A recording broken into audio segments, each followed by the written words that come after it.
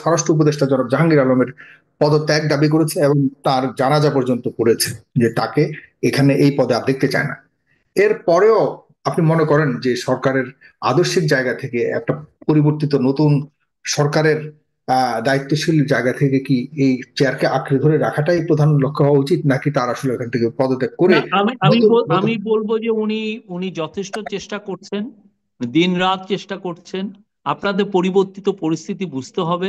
আগের সরকার বা শেখ হাসিনা সরকারের যারা অপরাধীরা তাদেরকে তো ধরেছেন, আবার ধরে ধরে দেশের বাইরে বেরও করে দিয়েছে। সরকারের দুর্বলতার সুযোগ নিয়ে তারা বের হয়ে গেছে, তারাই এখনো বিভিন্ন ধরনের ষড়যন্ত্রকে বাস্তবায়ন করবার জন্য তারা বিভিন্ন ধরনের কাজ করে যাচ্ছে। সেটিরই ধারাবাহিকতা আমরা এই ধরনের ঘটনাগুলি দেখতে পাচ্ছি। এইসব ব্যাপারে কি আপনারা সচেতন না? আপনারা কি ওয়াকিবহাল আমরা নন? আমরা এই বিষয়গুলো লক্ষ্য করছি। আমরা দেখেছি যে কালকে তো স্বরাষ্ট্র অ্যাডভাইজার বললেনই। আমরা হুম। দেখছি যে যে পতিত স্বৈরাচারের যারা দোসর, যাদের সাথে ওদের কানেকশন ছিল, তারাও হুম। চেষ্টা করছে দেশে আইন শৃঙ্খলা পরিস্থিতি অবনতি করার। এইটা যে আমাদের চোখে পড়ছে না তা না, আমাদের ইন্টেলিজেন্স গ্যাদারিং এও আমরা পাচ্ছি। কিন্তু কথা হচ্ছে যে আমরা সেই সবকিছুই চোখ মেলে আমরা দেখছি, এবং যে সমস্ত জায়গায় স্পর্শকাতর জায়গা হোক, যে ভালনারেবল জায়গা হোক, যে সমস্ত জায়গায় আমাদের ইমপ্রুভমেন্ট করা দরকার এটা করছি। আর দেখেন পতিত স্বৈরাচার যেটা হচ্ছে, যে যেটা হচ্ছেও না অনেক ক্ষেত্রে, সেটাকে তিলকে তাল করছে। যেমন একটা বাসের একটা ঘটনা ঘটলো, বাসে তিন চারজন আহ, যাত্রী একটা মহিলার আর্তনাদ শুনেছেন, তা দিয়ে কেউ কেউ বলে ফেলছেন যে ওইখানে রেপ হয়েছে। কিন্তু পুলিশ কিন্তু বারবার বলছে এখানে রেপ হয়নি, এবং পুলিশ 20 জন, ওই 20 জন বাস যাত্রীর তারা সাক্ষাৎকার নিয়েছেন। তো এই ধরনের এক্সাজারেশনও কিন্তু হচ্ছে, একটা ক্যাম্পেইন চলতেছে এই গভর্নমেন্টের এগেনস্টে, এবং এই ক্যাম্পেইনের পিছনে প্রচুর টাকা ঢালা হচ্ছে। প্রচুর আমরা দেখছি যে তারা অনলাইনে প্রচুর বুস্টিং করার জন্য প্রচুর টাকা ঢালছেন। প্লাস এরকম তো অনেক হাজার হাজার বট বাহিনী তৈরি হয়েছে যারা এই কাজগুলো করছে, বিদেশে বসে করছে। একটা ছোটখাটো ঘটনাকেও অনেক সময় তিলকে তাল করছেন তারা। আপনারা এগুলিকে প্রতিহত করবার জন্য বা এগুলিকে বিরুদ্ধে ব্যবস্থা নেওয়ার জন্য আপনাদের সেরকম পর্যাপ্ত কোনো ভূমিকা আপনারা রাখতে পেরেছেন, ব্যবস্থা নিতে আমরা তো পেরেছেন? আমাদের সর্বোচ্চ চেষ্টাটা আমরা করছি। হুম। আমরা আমরা দেখতে ফেসবুকের পাচ্ছি সাথে আমরা কথা দেখতে বলছি। পাচ্ছি আমরা এমনও দেখতে পাচ্ছি গত দুদিনের বিভিন্ন ধরনের খবরে জনাব শফিকুল আলম, যাদেরকে গ্রেপ্তার করা হয়েছে দাগি আসামি, তারা বিদেশি গিয়ে মিছিল করছে। কিভাবে সম্ভব? কিভাবে তারা না, ছাড়া পেল?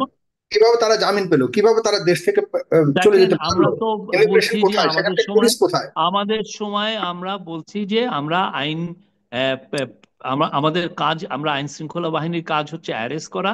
আর এই কাকে জামিন দিবে কি না দিবে সেটা কোর্টের এটা আওতায়, কোর্ট এটা প্রেরোগেটিভস, কোর্টের এটা দেখছে। আর আমরা সত্যিকার অর্থে কোনো ধরনের কোনো ইনফ্লুয়েন্স করি না যে আপনি একে জামিন দিবেন একে দিবেন না।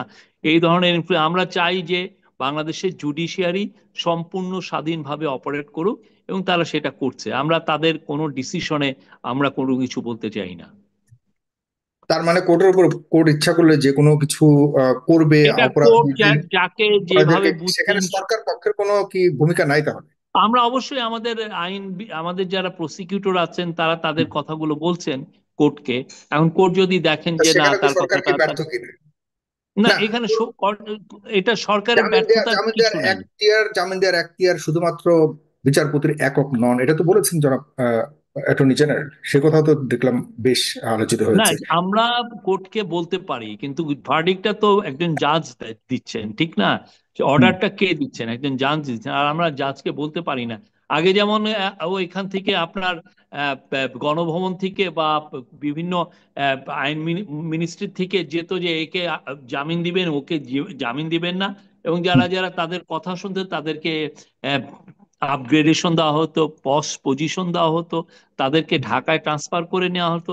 আমরা তো সেই কাজগুলো করছি না, এবং আমরা এটা করবও না। আমরা হুম। বাংলাদেশের আইন বিভাগের স্বাধীনতায় বিশ্বাস করি, এবং সেই ক্ষেত্রে একজন যিনি এটা কোন ম্যাজিস্ট্রেট স্বাধীনতা কোর্টের শরীর ভাই, যে স্বাধীনতার মাধ্যমে অপরাধীরা ছাড় পেয়ে যাচ্ছে, যে এখন অপরাধীরা এটার জন্য সাধারণ মানুষ চিনছে? এটার জন্য আমরা যদি এটা নিয়ে যদি তার আমরা মানে আপনার আইন, হ্যাঁ, তার মানে কোর্টে এখনো পর্যন্ত কোর্ট সেই চেতনা এবং সেই কি বলবো, সেই আদর্শ নিয়ে কোর্ট এখন চলছে না, এটাই তো প্রমাণিত। এখন এই বিষয়ে আমরা সত্যিকার অর্থে এটা আমি তো গভর্নমেন্টকে রিপ্রেজেন্ট করি, আমার এই বিষয়ে আসলে আমরা কাকে প্রশ্ন করবো? বলাটা আমি ঠিক হবে জনগণ না। হিসেবে আমার সামনে দেখতে পাচ্ছি এরকম ঘটনা ঘটছে, আমি কাকে প্রশ্নটা করবো? কে এই উত্তরটা দিবে? তার মানে কি না, দেশ আমি আমার রসাতলে তরফ যে কথাটা থেকে বলেছি, বলি যে আমাদের আমাদের দেশ কি তাহলে রসাতলে গেছে, যে যার আমাদের মতো করে চলছে? কোর্ট আমাদের কোর্ট সম্পূর্ণ স্বাধীন। তারা তাদের স্বাধীনতাকে স্বাধীনভাবে সবকিছু জাজ করছেন। কিন্তু কোর্টকে দেখভাল করবার জন্য তো সরকারের পক্ষ থেকে একজন প্রতিনিধি রয়েছে। এই ধরনের না, ঘটনা যদি আমাদের প্রসিকিউটররা তো বলছেন, যখন আর্গুমেন্ট হচ্ছে তখন তো তারা বলছেন। এখন ভার্ডিক্ট তো আর আমরা দিচ্ছি না, ভার্ডিক্ট তো একটা কোর্ট দিচ্ছে, এবং কোর্ট তার যেটা জাজ যেটা বুঝছেন সেটা উনি দিচ্ছেন। আমরা এখানে সত্যিকার অর্থে এটা নিয়ে কমেন্ট করাটা ঠিক না, এটা শ্রেয় না। না, সেও না, কিন্তু আমরা যেটা দেখতে পাচ্ছি যে সরাসরি স্পষ্ট যে কোর্ট দিক আর যাই দিক, একটা অপরাধী যার যার জেলে থাকবার কথা সে জেলে নাই, সে বেরিয়ে গিয়ে আবারও একই অপরাধে লিপ্ত হচ্ছে। এই ধরনের কথা আমাদের বলতে হবে জনগণের জায়গা থেকে। এখানে আইন দিয়ে তো আপনি এগুলিকে দাবিয়ে রাখতে পারবেন না, কারণ আমাদের চোখের সাধারণ মানুষ এগুলো নিয়ে প্রশ্ন তুলছে। দেখেন, আমাদের আমরা কোর্ট সাধারণ এ- এ- জনগণের জন্যই বিচার ব্যবস্থা, যদি সে সুবিচার না পায়, যে পাবে না তারও কথা বলবার অধিকার রয়েছে। আমরা বিচার বিচার বিভাগে সম্পূর্ণ স্বাধীনতায় বিশ্বাস করি, এবং সেই অনুযায়ী দেখেন বিচার ব্যবস্থাকে ঢেলে সাজানোর জন্য এটাকে সম্পূর্ণ স্বাধীনতা যাতে তারা ভোগ করতে পারেন, সেই জন্য আমরা একটা কমিশনও করে দিয়েছি, তারা সেই অনুযায়ী কাজ করছে। কমিশনের রিপোর্ট অলরেডি আমরা ওয়েবসাইটে দিয়েছি, এটার সাথে পলিটিক্যাল পার্টিগুলোর সাথে কথা হচ্ছে। এই হুম। পুরো বিষয়গুলো আসলে ইভেনচুয়ালি যখন এই রিপোর্টগুলো বাস্তবায়ন হবে, আমার মনে হয় অনেক এই সমস্ত বিষয়গুলো অ্যাড্রেস হবে। ওকে। আরেকটা জিনিস হলো, আহ, গত কয়েকদিনের যে মানে আইন শৃঙ্খলার অবস্থা খুবই অবনতি হয়েছে, যেটি আসলে জনগণ একরকম, যারা এই সরকারের পক্ষে ছিল 2 দিন আগেও, তারাও এই সরকারের সমালোচনা শুরু করেছে। বিশেষ করে স্বরাষ্ট্র উপদেষ্টা জনাব জাহাঙ্গীর আলমের পদত্যাগ দাবি করেছে এবং তার জানাজা পর্যন্ত করেছে, যে তাকে এখানে এই পদে আর দেখতে চায় না। এর পরেও আপনি মনে করেন যে সরকারের আদর্শিক জায়গা থেকে একটা পরিবর্তিত নতুন সরকারের দায়িত্বশীল জায়গা থেকে কি এই চেয়ারকে আঁকড়ে ধরে রাখাটাই প্রধান লক্ষ্য হওয়া উচিত, নাকি তার আসলে এখান থেকে পদত্যাগ করে না, নতুন নতুন? আমি বলবো যে উনি উনি যথেষ্ট চেষ্টা করছেন, দিন রাত চেষ্টা করছেন। আপনাদের পরিবর্তিত পরিস্থিতি বুঝতে হবে। আপনি দেখেন মানুষের এক্সপেকটেশনটা কি। মানুষের এক্সপেকটেশন হচ্ছে আমাদের পুলিশ বাহিনী কাউকে লাঠি চার্জও করবে না। আর মানুষের এক্সপেকটেশন হচ্ছে যে আমাদের পুলিশ বাহিনী কাউকে টিয়ার গ্যাস মারবে না, কাউকে রাবার বুলেট ছুড়বে না, বা লাইভ বুলেটের তো প্রশ্নই উঠে না। তো মানুষের যে এক্সপেকটেশন, এই এক্সপেকটেশনকে আমার ব্যালান্সিং করতে হচ্ছে। আমি সত্যি কথা, আপনি আমাকে চাচ্ছেন কঠোর হতে, আবার আমার এইখানে থেকে যদি কেউ একটা লাঠি চার্জ হয় তখন মানুষ আবার আউটক্রাই হচ্ছে, বলছেন যে না তোমরা আগের এই স্বৈরাচারের মতো বিহেভ করছো। তো আমরা তো এই তারপরে যেটা অ্যাডেড হচ্ছে সেটা হচ্ছে যে আমরা যে পুলিশ বাহিনী পেয়েছি সেটা ডিপ্লিটেড। হুম। তাকে আবার আমার মোরাল বুস্টিং করে তাকে আবার ডিউটিতে আনা লাগছে। তা আমি হুম। সেই জায়গায় থেকে আপনি যে যে চ্যালেঞ্জেস গুলো, সেটা তো মানুষের বোঝা উচিত। আমরা 6টা মাসে যেটা করেছি, হ্যাঁ আমরা দেখেন আইন শৃঙ্খলা পরিস্থিতি স্ট্যাটিস্টিক্যালি দেখেন কিছুটা অবনতি হয়েছে, কিন্তু ম্যাসিভ কি স্পাইক করেছে আমরা তো দেখছি না। বাট আমাদের চেষ্টা আছে, প্রফেসর ইউনূস বারবার বলেছেন যে সর্বোচ্চ চেষ্টা করতে, যাতে আইন শৃঙ্খলা পরিস্থিতি অল টাইম বেস্ট হয়। এই জায়গাটায় আমরা যেতে চাচ্ছি। কিন্তু কথা হচ্ছে যে আমাদের লিমিটেশন গুলো, আমাদের চ্যালেঞ্জেস গুলো যেটা আমরা ফেস করছি, আমার মনে হয় এটা অনেকে সেটা বুঝছেন না। জি। এখন যে জনগণ হাতে এই বিচার ব্যবস্থা নিয়ে নিল, এটাকে অনেকে মব বলুক আর যাই বলুক, জনগণ খুশি, কারণ ওর গত 2 দিন ধরে যে অবস্থা চলছিল, প্রকাশ্যে ছিনতাইকারী বা ধর্ষণ রাহাজানি যারা করছিল তাদেরকে এখন জনগণ ধরে ধরে পিটাচ্ছে। এটাকে এবং সাধারণ মানুষ কিন্তু করছে, মানে অ্যাপ্রিসিয়েট করছে। তো এই দায়িত্ব তো সরকারের ছিল, এবং এই ধরনের বিষয়টা যখন কন্টিনিউ চলতে থাকবে তখন তো একটা মবে পরিণত হবে, তখন তো আর সরকারের উপর মানুষের আস্থা আর থাকছে না। এই জায়গায় আপনারা কতটুকু সচেতন? না, আর আমার মনে হয় এই জায়গায় সবারই সবারই বিহেভ করা উচিত। যারা এই ফেসবুকে সোশ্যাল মিডিয়াতে এই যে এই ধরনের অনেক বেশি আহ, ঘৃণা ছড়াচ্ছেন, তাদেরও এটা বোঝা উচিত। তারপরে ধরেন মব ভায়োলেন্স, যে কোনো মব ভায়োলেন্সকে আমরা কন্ডেম করি। এটা কোনো ধরনের, এটা আমরা চাই না। এবং মব ভায়োলেন্স বা অর্গানাইজ ক্রাইম আমরা সবগুলোকে কন্ডেম করি। আমাদের এটা সবার মনে হয় যে কেউ যেন আইন নিজের হাতে তুলে না নেন। হ্যাঁ, হুম। আমরা সবকিছুতে যাতে এক্সট্রিম না বিহেভ করি। আমরা একটা সিভিল, একটা রুল অফ ল বেসড একটা সোসাইটি চাই, যেখানে রুল অফ লটাকে সবাই মেনে চলবেন। এখন এই মব ভায়োলেন্সটা অবশ্যই এটা ঠিক না, এবং এটা যারা করছেন আমরা আমাদের তাদের কাছে অনুরোধ, এই নিজে আইন নিজের হাতে তুলে নেবেন না।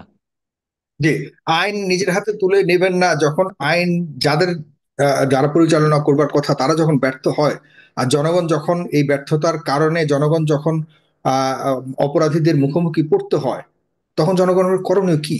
তখন কি সরকারের উপরে দায় যায় না? আপনি কি মনে না, করেন না আমরা সরকার তো তাদের এই আমরা প্রস্তুতি আমাদের পারে না? সর্বোচ্চ আপনি আমি তো মনে করেন, বললাম আমি যে আমি ভাবে আপনাদের একটা আপনাদের জিনিস বলি, মানুষের আপনারা উচিত। আপনারা এই ছোট্ট সময়ে আইজিপি কে চেঞ্জ করেছেন, আপনারা এই ছোট্ট সময়ে ডিএমপি কমিশনারকে চেঞ্জ করেছেন, আপনারা এই ছোট্ট সময়ে আইজিপির উপরে গিয়েও আরেকজন স্বরাষ্ট্র উপদেষ্টার পরেও আরেকজন বিশেষ সহকারী নিয়েছেন যিনি এই বিষয়গুলো দেখভাল করবে। তারা কি মনে করেন তাদের এই অভিজ্ঞতা, আপনার আইজিপি এনেছেন সেই বহু তারা পুরাতন একজন সর্বোচ্চ আইজিপি, চেষ্টা করছেন, এইটুক তারা বলতে সর্বোচ্চ পারি, চেষ্টা তারা করছে, সর্বোচ্চ তাদের উপরে চেষ্টা করছেন।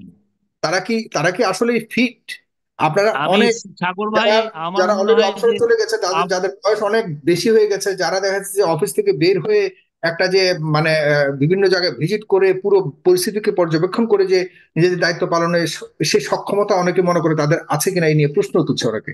তাদের সেরকম মানুষকে আপনারা যে বড় দায়িত্ব দিলেন, এতে কি খুব বেশি ফলপ্রসূ আমরা কোনো কিছু দেখতে পাচ্ছি? আমি বলবো তারা তাদের সর্বোচ্চ চেষ্টা করছেন। আপনারা, আমার মনে হয় যে জনগণেরও বোঝা উচিত আমরা কি ধরনের লিমিটেশন আমরা ফেস করছি, কি ধরনের চ্যালেঞ্জ আমরা দেখছি, সেগুলো আমাদের বোঝা উচিত। এটা একটা গণ অভ্যুত্থান পরিবর্তিত পরিস্থিতি, যেখানে ধরেন 10-15 দিন পুলিশ ফোর্স ডিউটিতেই ছিল না, তারপরে আমরা ওদেরকে ডিউটিতে নিয়ে এসেছি, ক্রমান্বয়ে তাদেরকে মোরাল বুস্টিং করছি, আমরা তাদেরকে ডিউটিতে পাঠাচ্ছি, তারা চেষ্টা করছেন। অনেক ক্ষেত্রে আপনার আহ, যে এক্সপেকটেশনটা করছেন, হাই এক্সপেকটেশন, মানুষ ভাবছেন যে আহ, ইয়ের সময় পুরোপুরি ফুললি পুলিশ অপারেট করবে, কিন্তু অনেক ক্ষেত্রে সেটা তো হয় না। আপনি পুরো পৃথিবীতে দেখেন, যে সমস্ত জায়গায় গণ অভ্যুত্থান হয়েছে বা বিপ্লব হয়েছে, সেই সমস্ত জায়গায় কিন্তু পোস্ট বিপ্লব পরিস্থিতি অনেক ক্ষেত্রে ক্যাওটিক, অনেক ক্ষেত্রে ভোলাটাইল, এবং অনেক বেশি ভায়োলেন্ট, ডেডলি। আমরা সর্বোচ্চ চেষ্টা করছি যাতে পরিস্থিতি আহ, শান্ত হয়, এবং মানুষের জানমালের নিরাপত্তা সম্পূর্ণভাবে আমরা যেন রাখতে পারি, ইনশিওর করতে পারি।